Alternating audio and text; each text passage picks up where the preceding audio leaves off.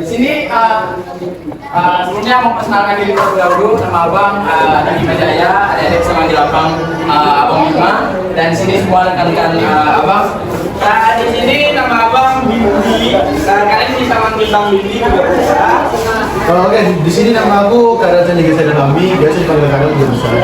Oke, di sini nama abang Muhammad Kusadi. Di sini bisa manggil abang nama Bang Faiz. Di sini saya Aryan Cebian, bisa dipanggil Ricky. Nama abang Rahimin, bisa panggil Rahimin. Ini nama lengkap abang Agustian nama Permana, adik-adik bisa manggil abang Abang. Nah, itu yang megang kamera tuh namanya Bang Azhar.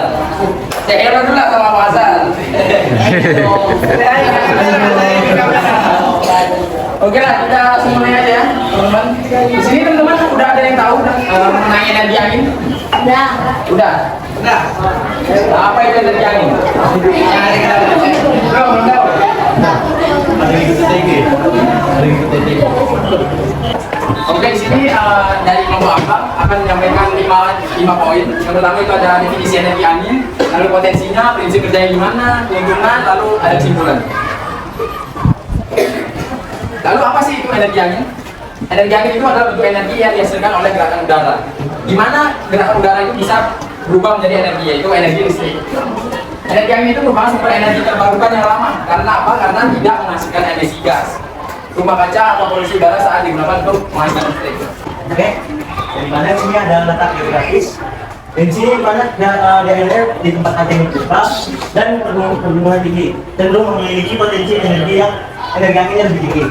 Dan yang kedua, di sini ada variabilitas angin. Di mana variabilitas angin ini menentukan kecepatan dan angin dalam waktu yang cukup lama dan mempengaruhi kesenjangan energi angin dan keseluruhan. Jadi di sini kita masuk ke poin ketiga dari prinsip kerja energi angin. Yang pertama itu dia penerapan energi angin, dan di mana turbin angin ini memiliki bila-bila panjang yang dirancang untuk penerapan energi angin. Kemudian yang kedua ini ada rotasi bila turbin, dan di mana ketika angin bertiup, ia akan mengenai bila-bila turbin dan menciptakan gaya angkat yang membuat bila-bila tersebut bergerak. Kemudian yang ketiga ini adalah gerakan rotor, di mana gerakan putaran bila-bila tersebut menghasilkan gerakan rotasi pada rotor turbin angin. Ini ada keuntungan dan kerugian dari energi angin. Pertama kita akan bahas dari segi keuntungannya. Yang pertama itu energi angin merupakan energi yang bersih dan ramah lingkungan. Di mana energi angin merupakan sumber energi bersih yang tidak menghasilkan emisi gas rumah kaca atau polusi udara seperti energi fosil. Nah, keuntungan yang keduanya yaitu terbarukan dan tidak terbatas, di mana energi angin adalah sumber energi terbarukan yang tidak akan habis terpakai. Dan selanjutnya itu ada variabilitas angin, di mana produksi angin yang sangat tergantung pada ketersediaan dan kuat dan stabil, namun tidak selalu konsisten dan dapat berubah dari waktu ke waktu. Jadi ketika angin lemah atau tidak ada sama sekali, produksi energi angin menjadi tidak konsisten yang mempengaruhi kendala pasokan energi. Yang kedua itu ada dampak visual dan suara, yang dimana turbin angin membesar dan padat biasanya memiliki efek visual yang mencolok.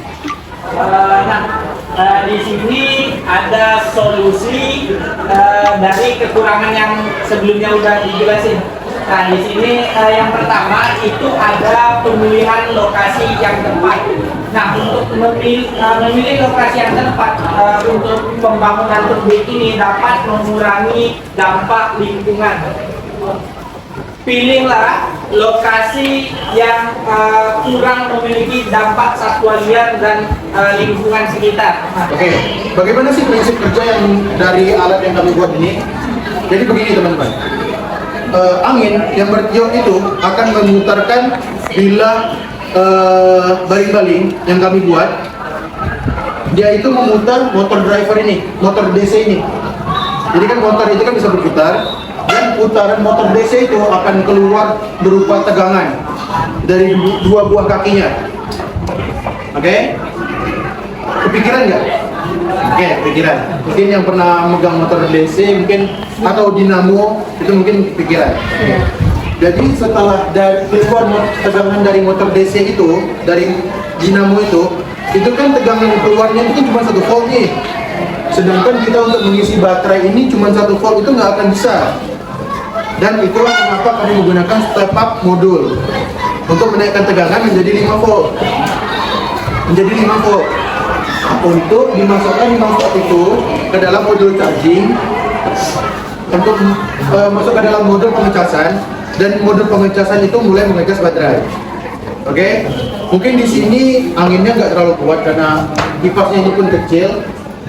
Karena ini pun kami buat juga tebal dan berat. Karena kami tadi sudah mengecek juga, jadi kami bawa motor tadi kan, alat ini kami taruh di sini, kami pangkul, dan baling-baling itu bergerak. Bergeraknya itu cepat banget. Jadi karena cepat banget itu, dan alat yang modul TP ini, dia itu mengeluarkan indikator berupa warna lampu merah yang menandakan bahwa alat ini berhasil mengecas baterai yang ada di sini. Mungkin teman-teman nggak bisa melihat bagaimana demonstrasi dari alat yang ini, tapi dari alat ini, oke, ini kan alat kecil mungkin bisa ditiup oleh angin dari kipas, dan ini kan berputar. Nah, putaran ini akan menghasilkan tegangan dan menghidupkan lampu. Mungkin Bang Boys bisa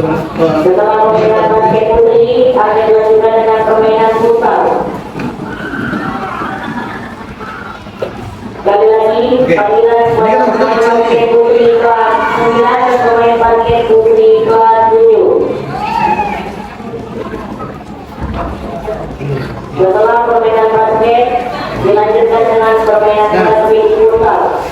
ini kan kami menggunakan baterai. Jadi gini, kenapa baling-baling ini nggak berputar tapi lampunya masih hidup? Karena apa? Dari sebelum-sebelumnya kami kan sudah coba memutar baling-baling ini. Oke, jadi baling-baling ini menghasilkan tegangan dan sudah tersimpan ke dalam baterai. Nah, baterai itu yang akan kita gunakan untuk menghidupkan lampu.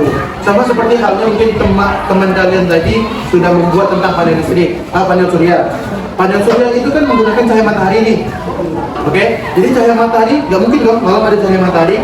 Nah, jadi bagaimana solusinya agar panel surya itu bisa dipakai dalam pada malam hari? Dan jadi solusinya itu pakai baterai, pakai aki bisa. Jadi dari siang hari itu, dari panel surya, dari teriknya panas matahari itu kita mengecas aki hingga penuh, hingga bisa dipakai untuk malam hari. Begitu. Membuat anak-anak di sini menjadi termotivasi untuk kuliah gitu ya. Jadi termotivasi untuk meniru kakak-kakaknya yang datang di hari ini. Kami dalam pertandingan Saran kedepannya mungkin nanti bisa ini berkelanjutan ya. Mungkin nggak hanya sekali untuk sosialisasi aja. Mungkin nanti ada melakukan praktek dengan adik-adiknya dan mengajak biar mereka juga semangat. Sekarang juga ada apa? Dengan itu ya. Nah, kan ada rumah pendampingnya. Jadi biar mereka semangat, biar mereka juga punya memori baru, juga mereka punya inspirasi nanti untuk kegiatan teknologi tempat kuliah. Ibu dengan Ibu siapa? Maaf lupa nama. Silvi. Ibu Silvi. Ibu mengajar mengajar mata pelajaran Mata pelajaran apa ya? Mengajar matematika. matematika. Oke. Iya. Baik, terima kasih tanggapannya Bu Silvi. Iya.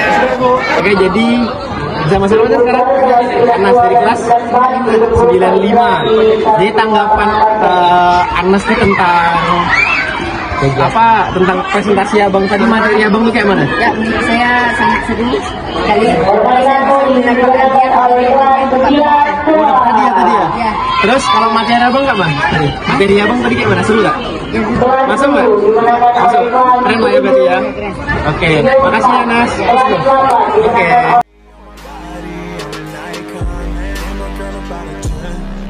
I should fuck her in the Benz.